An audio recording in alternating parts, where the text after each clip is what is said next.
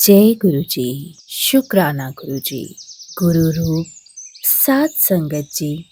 दूसरे पद में हम पढ़ चुके हैं कि परम पिता गुरु जी ने हमारे शरीर के साथ साथ शारीरिक रक्षा यानी जीने के लिए कितनी अमोलक वस्तुओं को हमारे साथ साथ धरती पर भेजा है, जैसे हवा, पानी, अग्नि आदि। ये सब परमात्मा के भय और हुक्म के अनुसार हमारी सेवा में लगे हुए हैं। जैसे श्री गुरु नानक देव जी की वाणी आशा की वार में ये पंक्तियां आती हैं ना।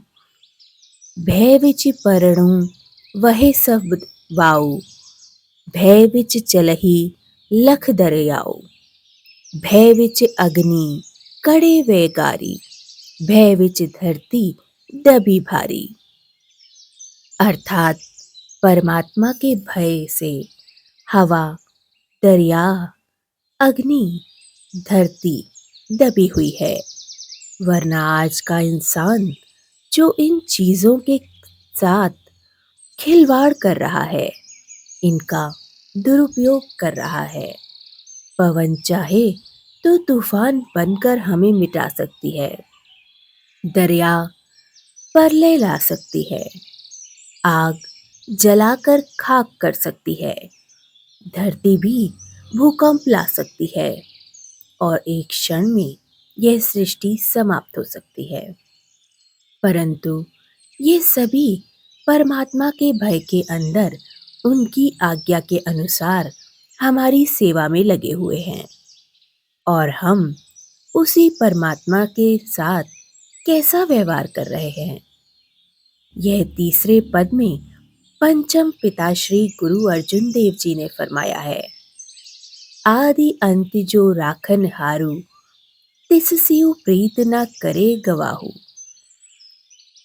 जाकी सेवा नवनिधि पावे, तासिउ मूड़ा मनु नहीं लावे, जो ठाकुर सद सदा हजूरे, ताकऊ अंधा जानत दूरे, जाकी टहल पावे दरगह मानु, तिसहि बिसारे मृगदु अनजानु, सदा सदा इहु भूलन हारू, नानक राखन हार अपारू।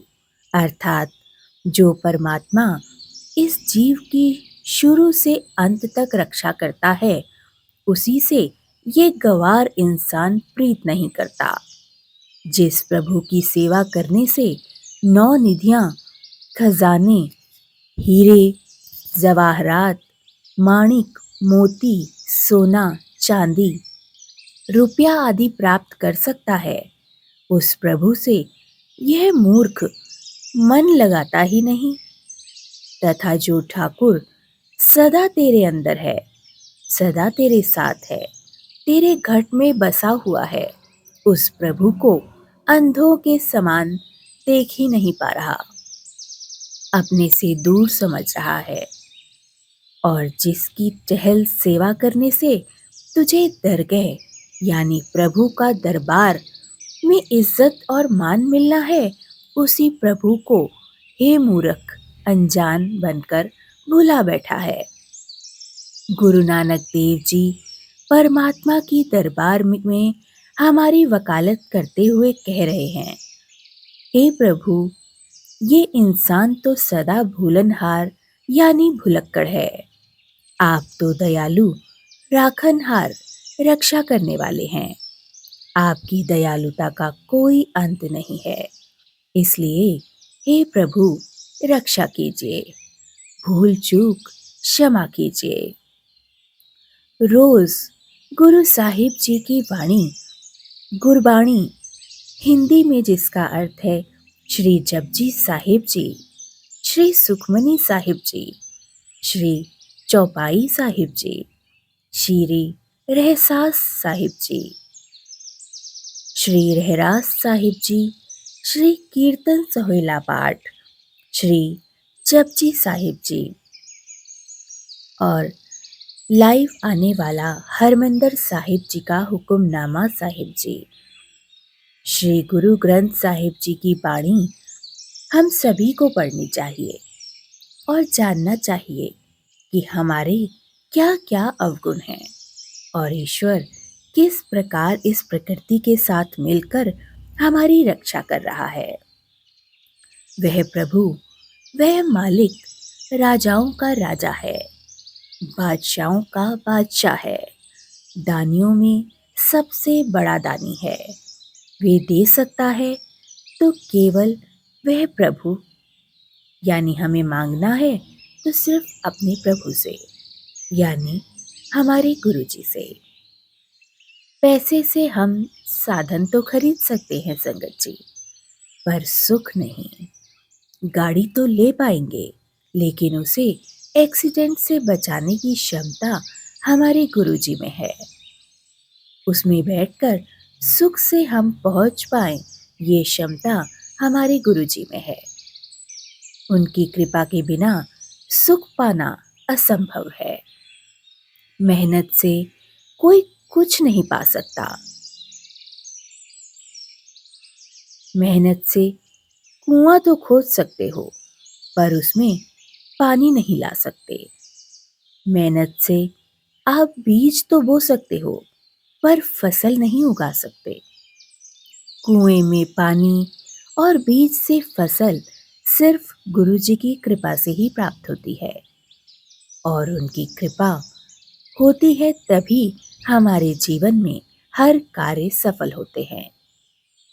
गुरुजी की कृपा होती है तभी हम कुछ वक्त जुड़कर गुरुजी का नाम, गुरुजी का मंत्र जाप कर पाते हैं। उनके नाम जपने वाला मिट्टी को भी सोना कर सकता है।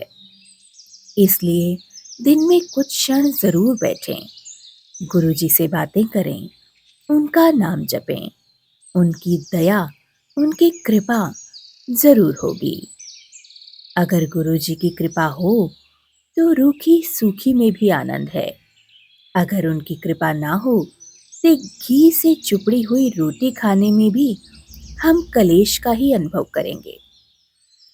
सदा शुक्राना करें तो घर में सदा बरकत रहेगी। शिकायत करते रहेंगे, रोते रहेंगे तो खोट ही खोट दिखेगा। अपने जीवन में कुछ भी सकारात्मक नहीं दिखेगा। सदा दुख का ही अनुभव होगा।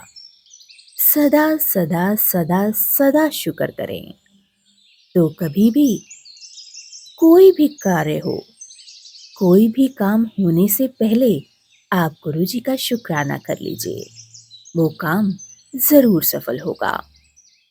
गुरुजी की कृपा के पात्र बनिए।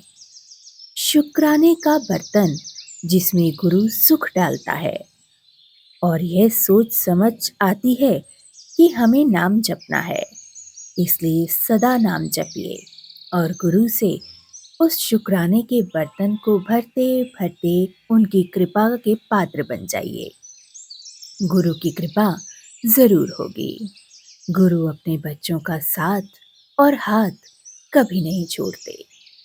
भला जो अपने बच्चे को धरती पर भेजने से पहले उसके अन्न धन भूख का इंतजाम कर देते हैं, माँ के द्वारा बच्चे को दूध की एकदम पैदा होते ही इंतजाम हो जाता है, तो भला वो प्रभु आपको किस वक्त अकेला छोड़ेंगे?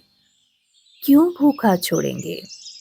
उन्हें चाहिए तो सिर्फ ये कि जिस कार्य के लिए आप धरती पर आए हैं वो ना भूलें, वो ना बिसरें। सदा उनका शुक्राना करें, उनका नाम जपें, नेक कर्म करें। प्रभु आपका हाथ और साथ कभी नहीं छोड़ेंगे, क्योंकि सदा गुरुजी हमारे अंग संग ही हैं। जय गुरुजी, शुक्राना गुरुजी। इस अमृत वेला अरदास करवाने का शुक्राना। सर्वदा भला करना मेरे गुरुजी। जय गुरुजी, शुक्राना गुरुजी।